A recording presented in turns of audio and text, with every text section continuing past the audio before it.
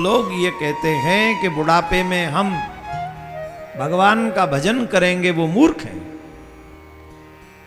बुढ़ापे में पाम जवाब दे जाते हैं, बुढ़ापे में आंख जवाब दे जाती है, बुढ़ापे में कान जवाब दे जाते हैं, बुढ़ापे में कंठ जवाब दे जाता है, कफ वात पित्त बढ़ जाता है।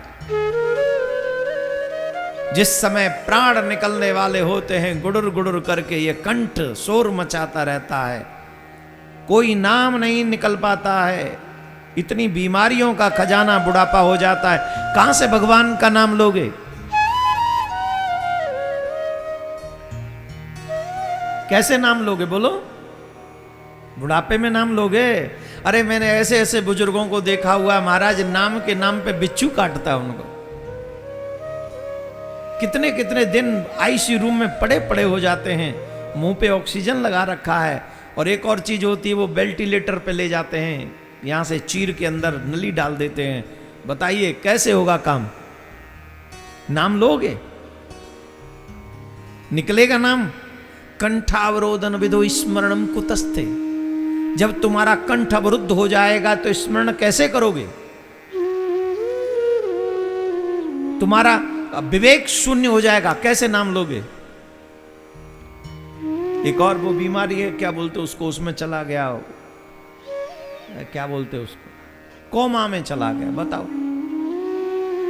मरे भी नहीं और जिंदे भी नहीं, सिर्फ दिल धड़क रहा है, बाकी सब खत्म, कोमा में। अब ले लो नाम, कहां से लोगे? इस सत्य को तुम जुटला सकते हो क्या? और अगर जुटलाने का प्रयास कर रहे हो तो तुमसे बड़ा मूर्ख कोई होगा क्या? जब गाने गा रहे हो जवानी में, तो भजन क्यों नहीं गा सकते जवानी में?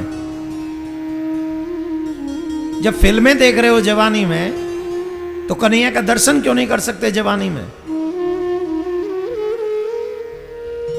जब गाने सुनते हो, गंदे शब्द सुनते हो, अपने फ्रेंड्स के बैड वर्ड्स सुनते हो जवानी में, तो कन्हैया की कथा क्यों नहीं सुन सकते जवानी में?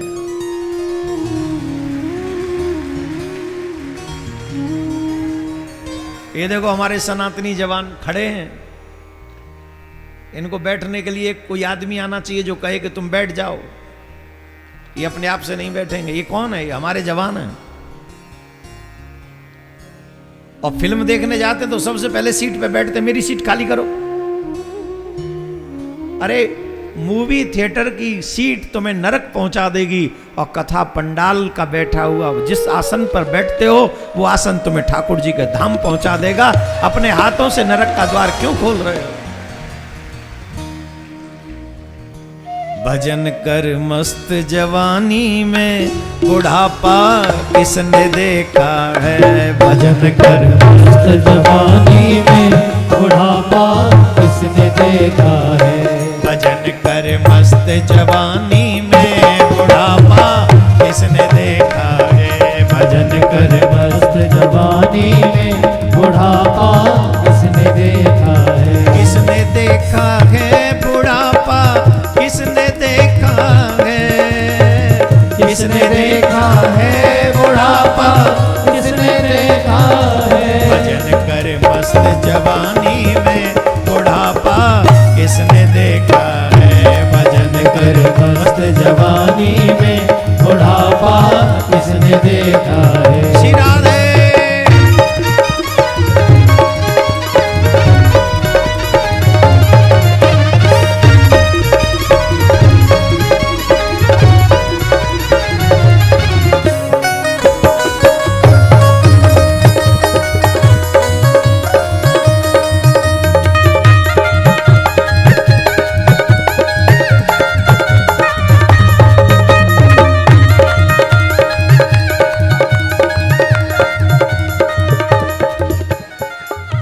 कान तेरे बहरे हो जाएंगे, कान तेरे बहरे हो जाएंगे। कब? बुढ़ापे में। क्या होगा? ताली तो बजाओ। बुढ़ापे में तो ये भी नहीं बजती।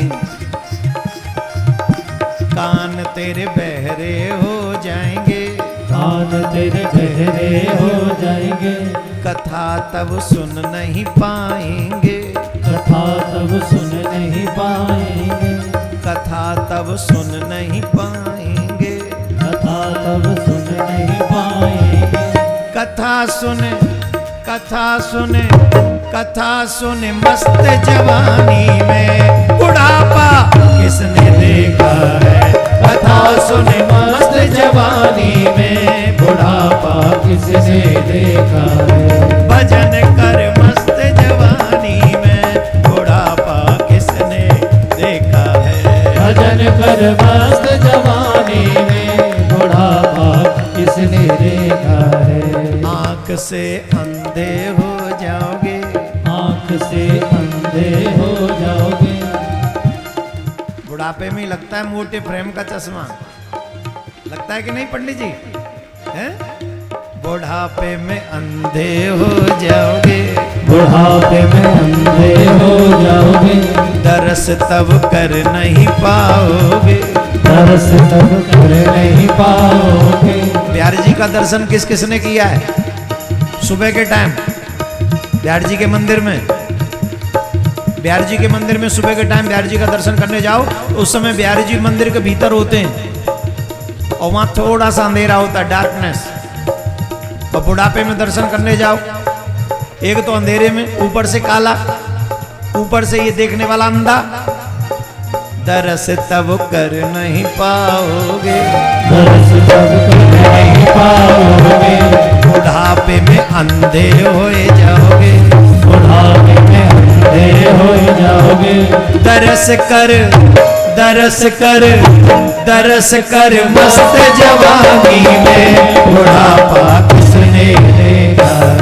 दरस कर मस्त जवानी में बुढ़ापा किसने देखा है।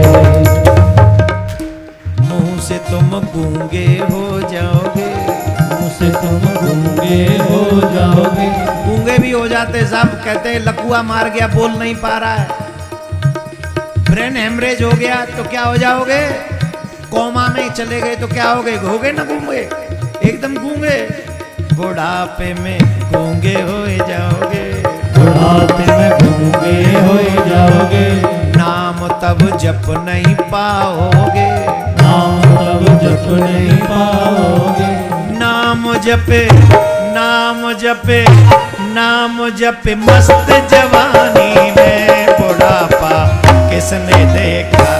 राधे मस्त जवानी में बुढ़ापा किसने देखा है। पैर से लंगड़े हुए जाओगे, पैर से लंगड़े हो जाओगे।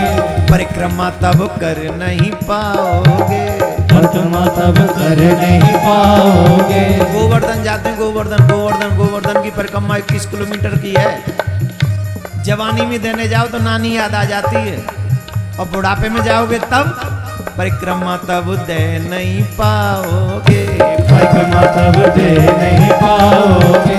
परिक्रमा कर, परिक्रमा कर, परिक्रमा कर अवई जवानी में बुढ़ापा किसने देखा है।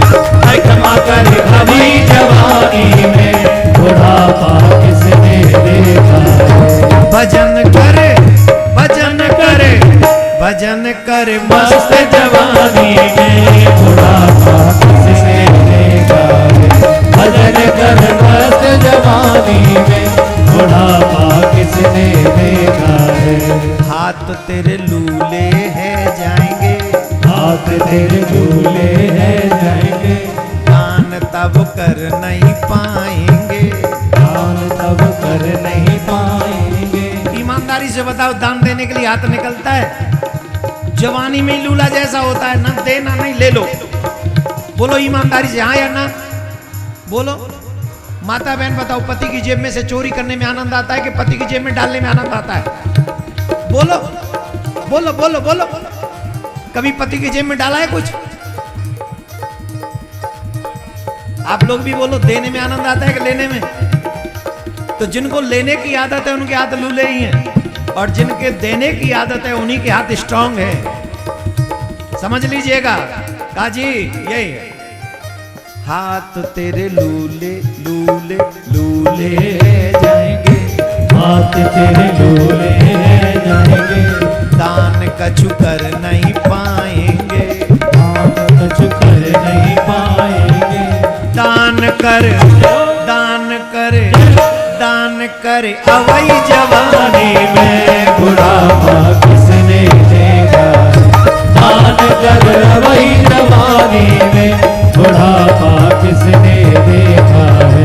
भजन कर, भजन कर, भजन कर मस्त जवानी में बुढ़ापा किसने देखा है?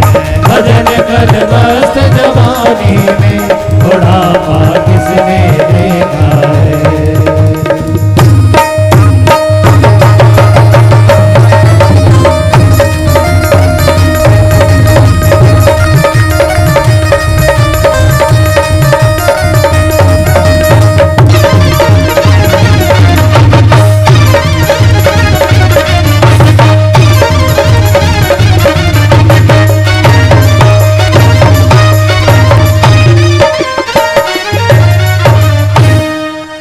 कंठावरोधन विधो है, यही था। स्मरणम कुतस्ते, बुढ़ापे में कंठ अवरुद्ध हो जाएगा, भगवान का नाम कैसे निकलेगा? तो कब करना चाहिए भजन? जोर से बोलो। कथा कब सुननी चाहिए? परिक्रमा कब लगानी चाहिए? दर्शन कब करने चाहिए? दान कब करना चाहिए? आपने किया क्या? नहीं, दर्शन किया क्या? आप कुछ और समझ रहे हैं, जो आपने नहीं किया वो समझ रहे हैं। अरे जो आपने नहीं किया मैं उसकी बात नहीं कर रहा हूं। आपने दर्शन किया क्या जवानी में? परिक्रमा की क्या जवानी में? नाम जपा क्या जवानी में? तिलक लगाया क्या जवानी में? सुरमा लगाया क्या भक्ति का जवानी में? परिक्रमा लगाई क्या जवानी में? ये सब काम जवानी में करो। जब स्वस्थ हो तो सब स्वस्थ रहेगा, और जवानी में अच्छे काम रहेंगे तो बुढ़ापा अपने आप में मस्त रहेगा। चकाचक बुढ़ापा। तो कंठावरोधन विधो स्मरणम कुतस्ते, बुढ़ापे में कंठ अवरुद्ध हो जाएगा, नेत्र अवरुद्ध हो जाएंगे, श्रवण अवरुद्ध हो जाएंगे, तो वो कर नहीं पाएंगे जो हम करना चाहते हैं। इसलिए घर से 20 मिनट लेट नहीं निकलना चाहिए, बल्कि 1 घंटा पहले निकलना चाहिए। जितनी देर आप यहां बैठे रहोगे इस कथा मंडप में, उतना ही आपका भाग्योदय होता रहेगा। हमें मालूम है यहां कुछ लोग 4 बजे से भी आ जाते हैं। कौन कौन 4 बजे आ जाते हैं? ये जो आगे की पंक्ति वाले लोग हैं ना, जिन्हें आगे बैठने का शौक है, ये सब 4 बजे आते हैं। इनको एक ही ललक रहती है कि सबसे आगे जाके बैठना है, पूरी कथा सुननी है, एक भी शब्द छूटना नहीं चाहिए। जिनको ये लगन है, एक कथा ही उनका बेड़ा पार कर देती है, जिनको ऐसी लगन लग जाती है। पीने वाले को पीने का शौक, जुए वाले को जुए का शौक, लड़ने वाले को लड़ने का शौक, वैसे ही भगवान के भक्तों को भगवान की कथा सुनने का शौक होना चाहिए।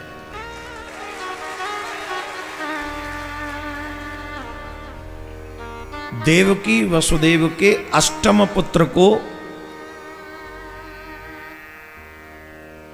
वसुदेव जी ने भगवान की आज्ञा से नंदगांव पहुंचा दिया, गोकुल में। और गोकुल में बड़ी धूमधाम से कन्हैया के प्राकट्य महोत्सव में बधाई बजने लगी, धूमधाम से। नंद के आनंद भयो। कल बहुत देर तक आप लोग झूमते रहे, किस किस को आनंद आया कल? और जो झूमे नहीं थे उन्हें कहां से आनंद आएगा? जो झूम रहे थे उन्हें तो महाराज चकाचक। नाम रस मीठा था, मीठा है, मीठा ही रहेगा।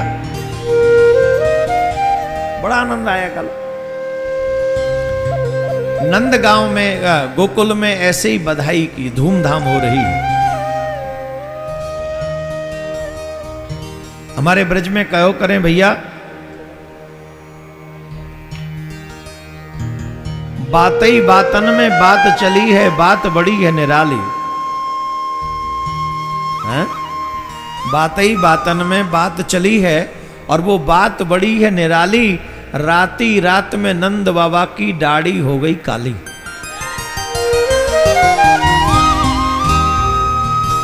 वैसे आपने सोचा होगा या आपने देखा होगा, व्यक्ति जो ज्यादा चिंता करता है उसका बुढ़ापा जल्दी आ जाता है,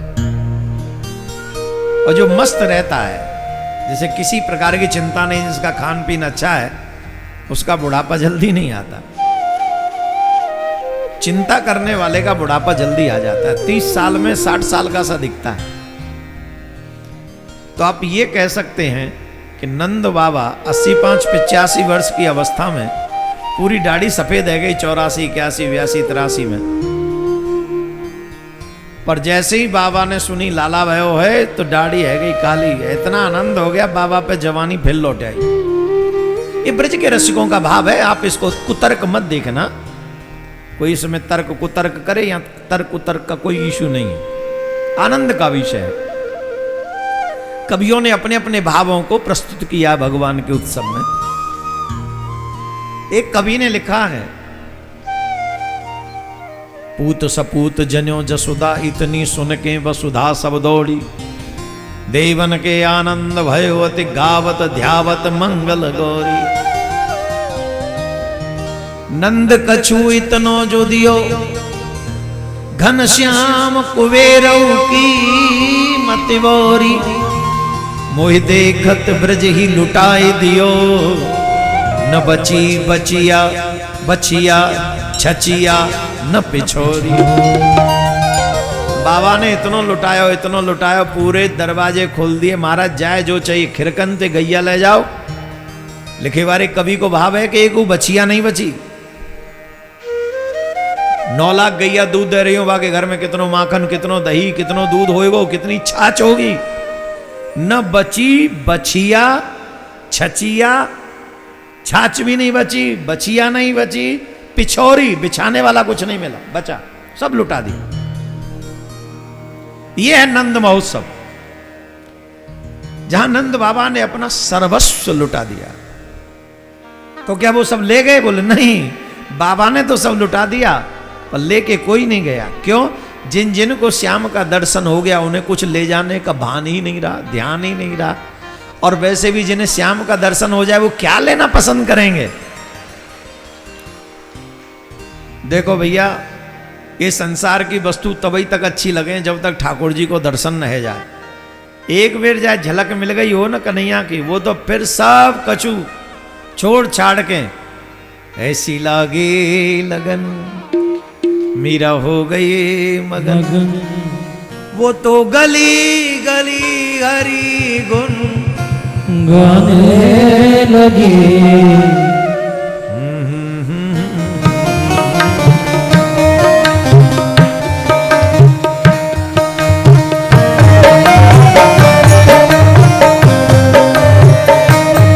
कोई रोके नहीं, कोई टोके नहीं, कोई रोके नहीं, कोई टोके नहीं। मेरा प्रेमी प्रियतम को मनाने लगी, मेरा प्रेमी प्रीतम को मनाने लगी। वो तो गली गली हरी गुण गाने ऐसे लागे लगन, मेरा हो गई मगन, ऐसे लागे लगन, मेरा हो गई। महलों में रहने वाली जोगन बन के निकल गई किसके पीछे? श्याम के पीछे। और हम और तुम झोंपड़ी में रहते हैं तो भी एक माला करने में नानी, कोई बात हुई? सच यह है, जिसे श्याम सुंदर के नाम का चस्का पड़ गया हो और जिसे कन्हैया के दर्शन का रस मिल गया हो, उसे तीनों लोकों में कुछ और नहीं चाहिए सिवाय श्याम सुंदर के।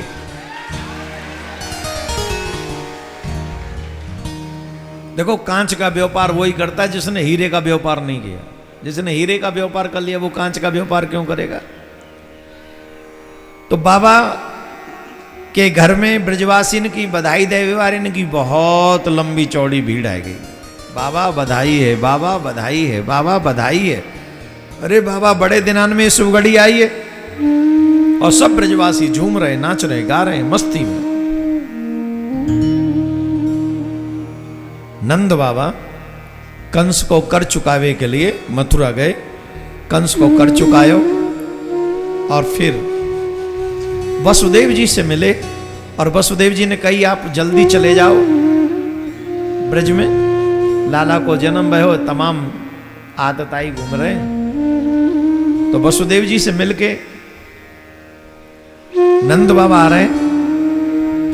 देखो मित्रता किसको कहते हैं। बाबा के घर में 85 वर्ष की आयु में लाला भयो तो कितनी बड़ी खुशी होगी, पर वसुदेव जी के 6 पुत्र जन्म लेते ही मार दिए, इतना बड़ा दुख है वसुदेव जी को। तो नंद बाबा ने अपनी खुशी प्रकट नहीं करी, आनंद प्रकट नहीं करो। ये है मित्रता। और जाके 6 पुत्र जन्म लेते ही मार दिए हों और वो अपने मित्र नंद बाबा को देख के प्रसन्न भय अपने दुख को भूल गए और बाबा की बधाई में आनंद में सम्मिलित रह गए। आज तो भैया मित्र ही मित्र को दुश्मन है सबसे बड़ो। पहले मित्र हुआ करते थे कि मित्र के सम्मान की रक्षा के लिए वो अपने प्राण तक दे देते थे। आजकल तो अपने स्वार्थ के लिए अपने मित्र की जान तक ले लेते हैं।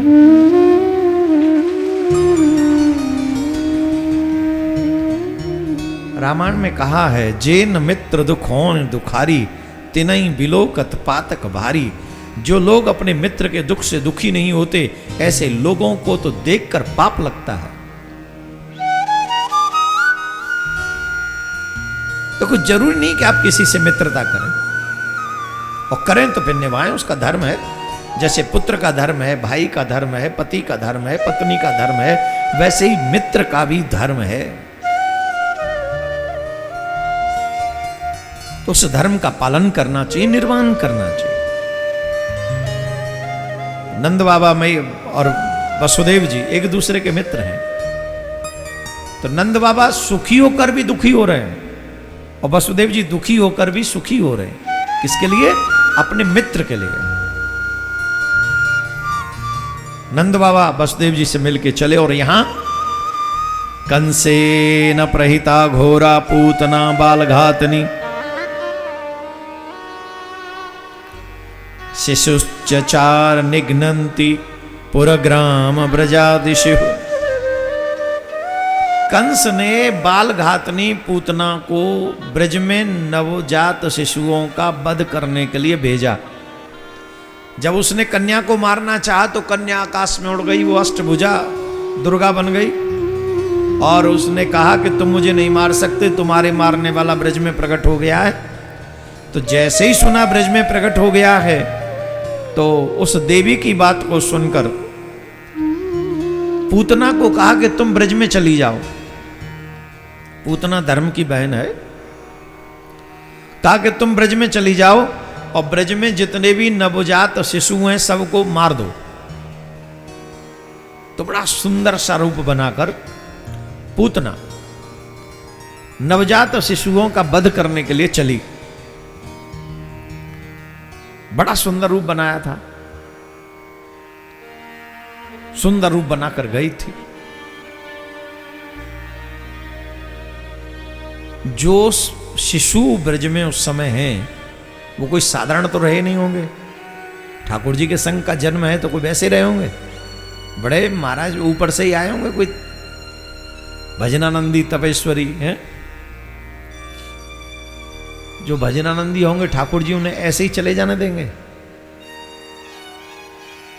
योगक्षेम बाह्म्यहम्, मैं अपने भक्तों की जिम्मेदारी लेता हूं, ये ठाकुर जी का वाक्य है। हम लोग कृष्ण को समझ नहीं पाए इसीलिए नादानी कर बैठते हैं। आप सच मानिए, भगवान श्री कृष्ण अपने भक्तों की रक्षा एनी हाउ करते हैं।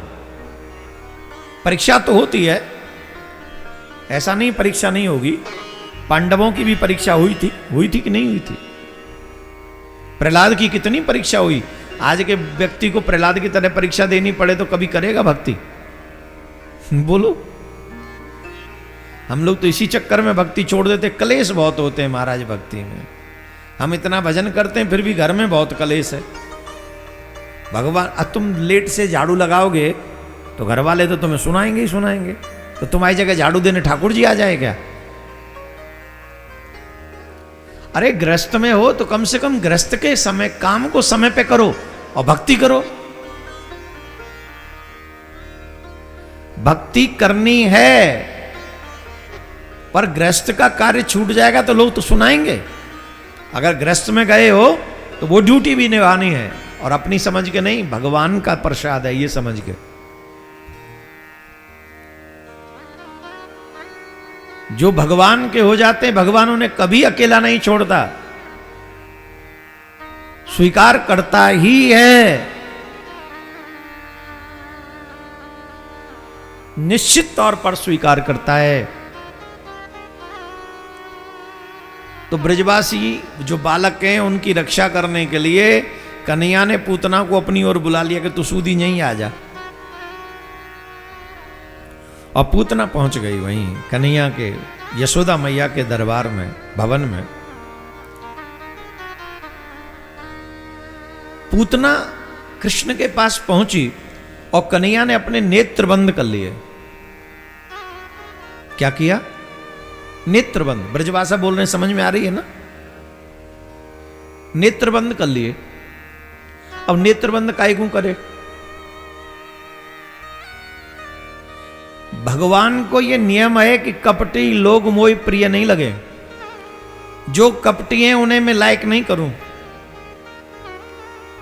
जिनके मन में कपट है, जिनको मन निर्मल नहीं है, जो छलिया है, छल करे, न मुझे कपटी पसंद है और ना मुझे छलिया, जो छल करने वाला है वो पसंद है। और आप आज अगर देखें वास्तविकता में, तो हम भगवान से भी कपट करते हैं। करते कि नहीं? जवाब दो। तमाम चीजें होते हुए भी और मांगते हैं, ये कपट है। होते हुए भी भगवान को न देना, साधु को न देना, अतिथि को न देना, चाहे भोजन ही सही, ये कपट है। सबसे बड़ा कपट कलयुग के लोगों का, हे भगवान मेरा फलाना प्रोजेक्ट अटका हुआ है, उसको निकलवा दो, 5 करोड़ का है, मैं 51 रुपए का भोग लगाऊंगा। कितने का भोग लगाएगा? 51 रुपए का। प्रोजेक्ट कितने का है? अब ये कपट है कि नहीं? बोलो, ईमानदारी से बोलो। 1% भी देगा तो 5 लाख हो गए। आजकल हम समाज में काम कराने के लिए कई, अब हमको बोलना नहीं चाहिए, ये चीजें आज बोलनी चाहिए कि नहीं? पैसे दे के भी काम हो जाए तो समझो कि ईमानदार आदमी से बढ़ गए तुम। और पैसा दे के भी काम ना हो तो कोई बहुत बड़ी बात नहीं है, क्योंकि कलयुग के लोग हैं। खरीद लिया क्या? ऊपर से धमकी और देता। अच्छा, वो रिश्वत लेके भी अपने आप को राजा हरिश्चंद्र का आखिरी वंशज समझता है। समझ रहे आप उसको? वो ये समझता है कि राजा हरिश्चंद्र की आखिरी औलाद मैं ही हूं, पैसे लेके काम तो कर रहा हूं कम से कम।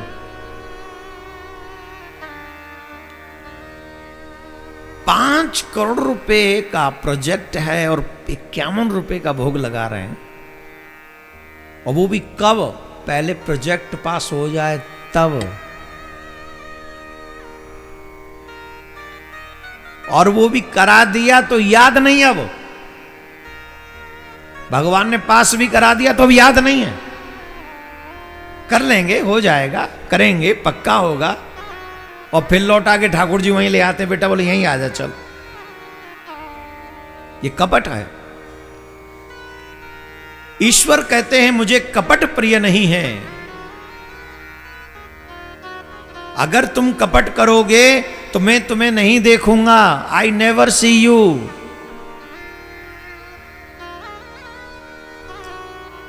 हम तो ये कहेंगे कि निष्कपट होके अपना जीवन जीना चाहिए, और अगर संसार में निष्कपट होके न जी सको तो कम से कम भगवान के आगे तो निष्कपट ही होना चाहिए। जैसे हो वैसे ही भगवान के आगे जाओ।